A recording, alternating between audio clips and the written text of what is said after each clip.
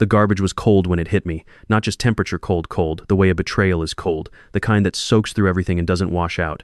I'm sitting there at my own daughter's wedding, still dripping, watching 280 people laugh at me like I'm the punchline to a joke I never agreed to be in.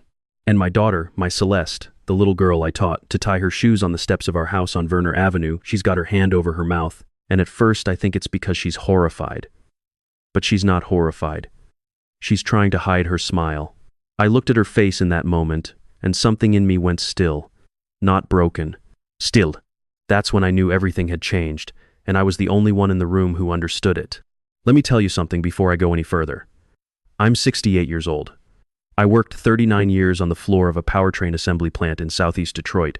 My name is Raymond Cole, and I have never once in my life asked for anything I didn't earn. I'm telling you this story because I need you to understand that what happened next wasn't luck, and it wasn't revenge. It was just the truth finally showing up to a party it was long overdue for. I need to go back a little, because you can't understand what happened at that country club in Bloomfield Hills without understanding who Raymond Cole was to his daughter before Dominic Voss came along. Celeste was born 3 weeks early, right in the middle of a January ice storm, and I drove my then-wife Carolyn to Hutzel Hospital at 40 miles an hour, because the freeway was a skating rink. I remember holding that tiny red-faced baby and making her a promise I didn't say out loud because I was too choked up to speak. The promise was, I'm going to make sure you never want for anything that I can give you. I kept that promise. I worked doubles. I took on weekend shifts during the slow years when other guys were getting laid off. I turned down a supervisor promotion twice because it would have meant transferring to the Lansing plant, and I wasn't going to miss Celeste's school years.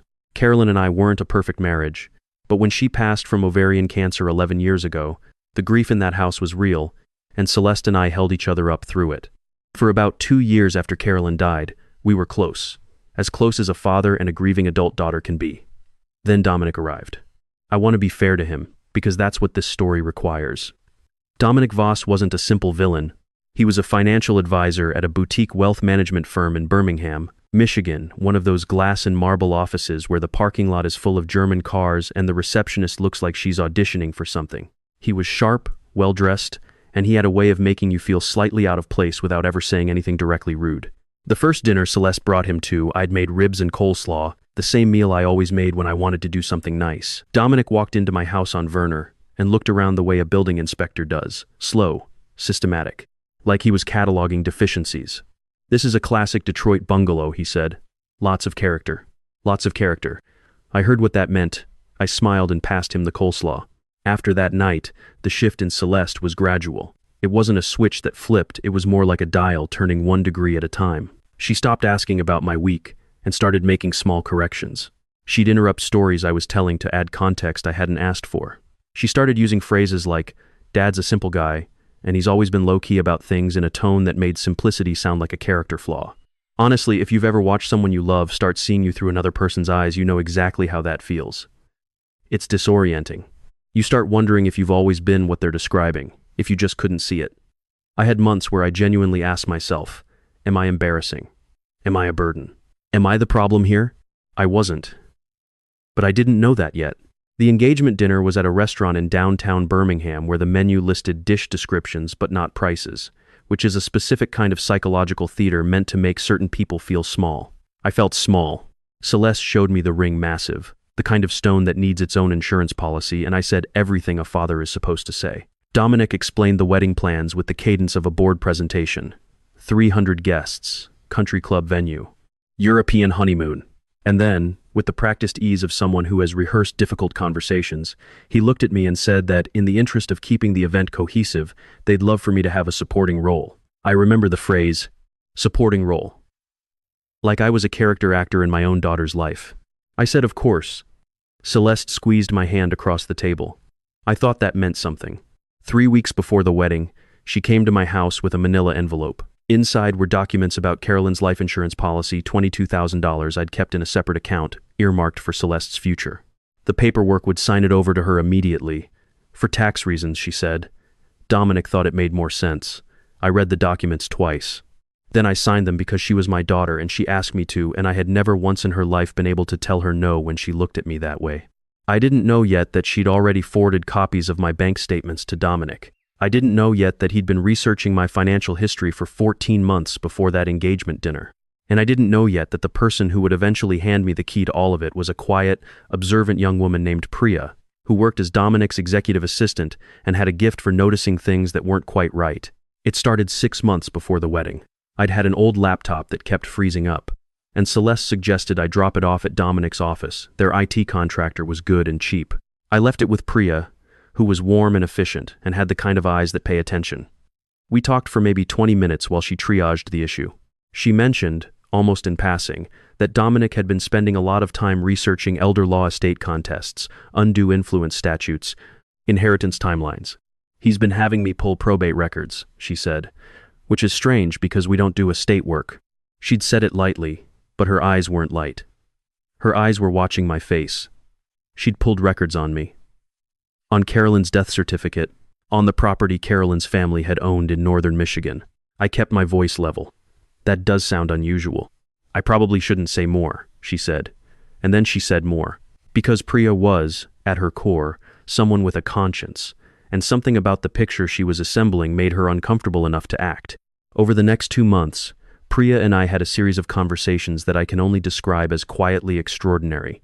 She provided me carefully, legally, through channels I won't specify, copies of the research Dominic had commissioned on my background. What it showed was methodical and chilling. Dominic had identified Celeste as a prospect before their first date. He knew about the life insurance. He knew about Carolyn's family property upstate. He had researched what I was likely to be worth when I died, and more relevantly, how quickly that worth could be transferred and whether my will could be challenged if necessary.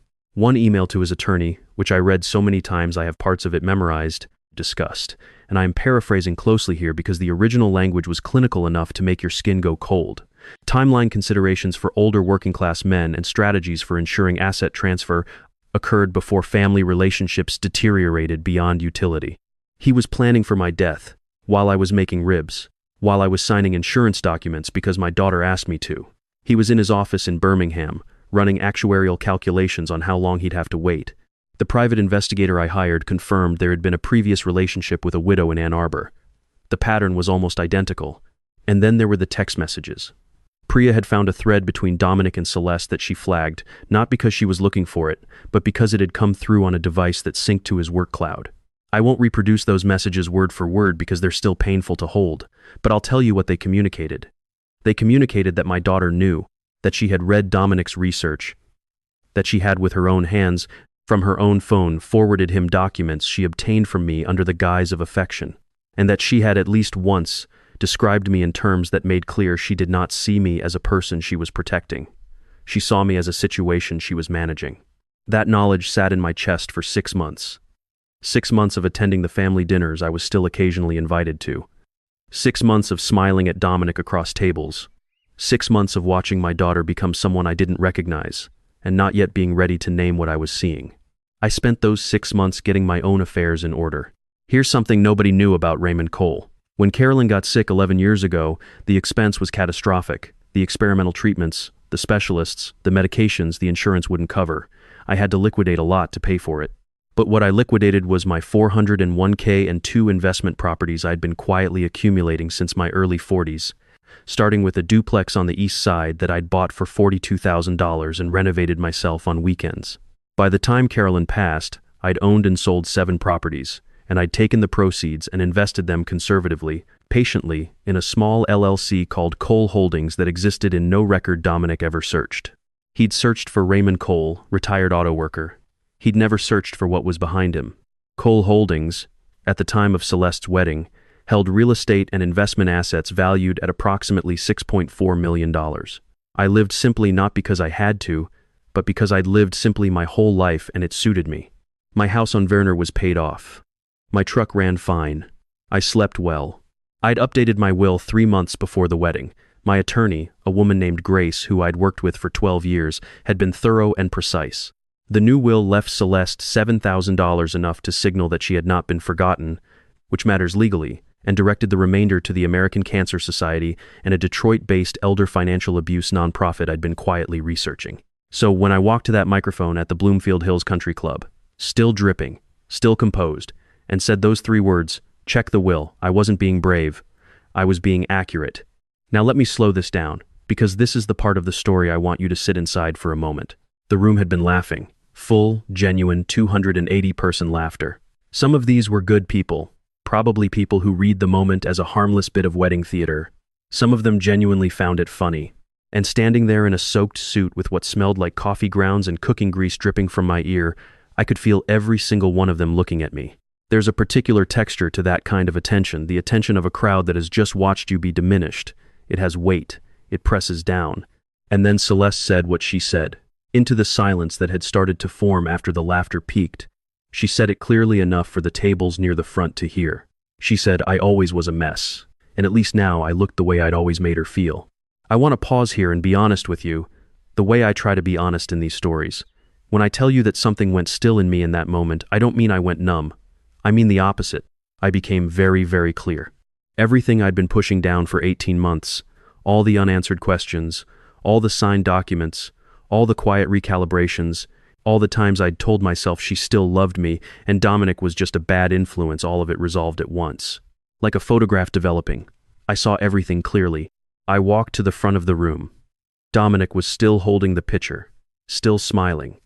He handed me the microphone with the confidence of a man who believes he controls every room he enters. I looked out at those faces, some still laughing, some watching now with something closer to curiosity, and I found Celeste's eyes. She looked comfortable. She looked like a woman who had just placed something heavy down. Check the will, I said. And I watched Dominic Voss's face go from smug to terrified in the time it takes a heart to beat. He whispered something, the microphone caught it, a question about what I'd said. I handed the microphone back, turned around, and walked out of that country club without hurrying, without looking back, without saying another word to anyone. Behind me, I could hear his voice rising, calling my name, the pitch of it climbing towards something that wasn't anger. It was panic. I drove home in my wetsuit, feeling like I'd just set down something I'd been carrying for years. Dominic showed up at my door at 11 that night. He'd been calling since I left 17 times. I'd turned the phone off after the third. When I opened the door, he looked like a man who'd been stripped of his operating system. The suit was expensive but wrinkled. The hair was wrong. His eyes were moving too fast. He pushed past me into my living room and I let him, because I wanted him inside my house for this conversation. I wanted him to be on my ground. What did you mean? He said. You don't have anything. I've seen your records. You've seen some of my records, I said. Would you like coffee? He didn't want coffee. He wanted to know what I knew, and how, and what I was planning to do with it. He stood in the middle of my living room like a man standing in a burning building, trying to figure out which way the exits were. I sat down. I opened the folder on my kitchen table. I showed him the emails first. The ones about timeline considerations and elderly dependents. I watched his face go through several things in quick succession: denial, calculation, and then something that looked almost like resignation. Then I showed him the text thread, the one with Celeste's voice in it. He looked at those messages the way you look at something you recognize but wish you didn't. Those are out of context, he said, but quietly. The performance had left him. Then I'll play you something in context, I said. I pressed play on my phone. His own voice filled the room, a recording from a dinner 4 months prior, clear and clean, discussing what Raymond Cole's assets were likely worth and how a will challenge could be structured if the contents were disappointing. He sat down. I told him about Cole Holdings then. I watched what that information did to him, watched it move through him like a current. $6.4 million, liquid and real estate combined. A portfolio he'd never found, because he'd never thought to look. Because a man who drives a paid-off truck and lives in the same house for 22 years couldn't possibly be that. I was invisible to him in exactly the way he'd designed, and that invisibility had been my protection the whole time. The new will, I said, was signed 3 months ago. Celeste received $7,000. Everything else goes to the American Cancer Society and to an organization that helps elderly people who've been financially exploited by people who claim to love them. He said I couldn't do that. He said Celeste was my daughter. He said things would look different if I just calmed down and thought rationally. I showed him to the door. Celeste came 3 days later. She looked like she hadn't slept, the designer presentation stripped away, wearing an old sweatshirt I recognized from years ago. And for a moment, I felt the reflex. That parental thing that says, fix it. She's hurting. Fix it. She's your child. Fix it. But then I remembered the voice in those text messages. The easy laughter about how desperate I was to feel useful. The casual contempt for the person who had driven through an ice storm to get to the hospital the night she was born. We talked for a long time. She cried. She told me Dominic had made her see me differently, that she'd let his voice replace her own judgment, that she'd been ashamed of things she had no real reason to be ashamed of. Some of that was probably true. But when I asked her if, without Dominic, she would have picked up the phone more than twice a year, she didn't answer. And when she finally asked about the will, there it was. The real thing, underneath the apology. The accounting. The will stands, I said. After she left, I sat in my house on Werner for a long time in the quiet. I thought about a specific Sunday afternoon when Celeste was about 7, and we were in the backyard, and she was absolutely convinced she could catch a firefly with her bare hands. She kept grabbing at the dark and missing. I told her the secret was to stop chasing and just wait. And eventually one landed right on her palm and she went completely still, afraid to breathe, like if she moved at all the magic would end. I thought about that little girl for a long time. Then I put her away. I sold the house on Werner 6 months later. I bought a small place near Lake Huron, with a porch that faces east and catches the morning light. I volunteer twice a week with an elder financial advocacy group where I sit with people who've been where I've been, people whose adult children or caregivers or romantic partners saw them not as humans, but as assets with en expiration date. I sit with those people and I tell them, you are not stupid for having loved someone. You are not broken for having trusted. And you are not powerless. If you have ever been in a room where someone dismissed you completely, where your presence was a problem to be managed rather than a person to be seen, then you know the specific weight of that. It's not just sadness. It's a kind of slow erasure. And I want you to know that erasure is reversible. I know, because I reversed it. This story taught me that dignity isn't something someone else can give you permission to have. For too long, I'd been waiting for Celeste to see me clearly, for Dominic to acknowledge something real in me, for some moment when I'd finally be recognized as worth the space I took up. I was waiting for witnesses who were never going to come. The only witness I needed was myself. The practical thing I'd say to you, if you're in something like this right now, is document everything. Keep your own records, know your own finances, and don't sign anything under emotional pressure. Love should never require a signature under duress. The question I'd ask you to sit with is this. Are there people in your life right now whose love feels conditional on how useful you are to them? Not whether they're wrong for it, just whether you see it clearly. Celeste called once more, about a year after the wedding. Dominic had filed for divorce. She'd lost the house. She was staying with her aunt in Flint.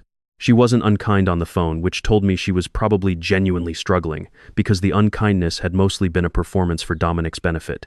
She asked if there was any chance, any room to start over. I told her I wished her well. I meant it. And I said goodbye.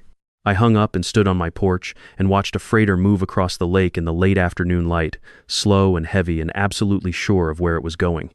I thought, that's what it looks like when something knows its own weight and isn't ashamed of it. I'm not a man who had a perfect life. I'm not a man who did everything right. But I am a man who, at 68 years old, standing in a garbage-soaked suit in a country club full of people laughing at him, found out who he actually was. And it turned out that person was worth knowing. If this story landed somewhere in you, if you've been dismissed, underestimated, or had your love treated as a resource to be extracted, I want to hear from you. Comment a 1 if you think Raymond did the right thing, cutting Celeste out of the will. Comment a 2 if you think he should have given her one more chance. Comment a 3 if, like me, you think the real lesson here is something he couldn't have learned any other way. Tell me where you're watching from and what time it is there. I read every single one of these. And if you've ever had someone in your life treat your love like a transaction, tell me about it. You might be surprised how many people in these comments have been sitting with the exact same thing. If this channel means something to you, subscribe and stick around. Every story I tell because someone lived it, and because the people who lived it deserve to be heard. This is a fictional story inspired by real emotional experiences, fully rewritten and reimagined in Detroit, Michigan to create original content. Any resemblance to real people or events is coincidental.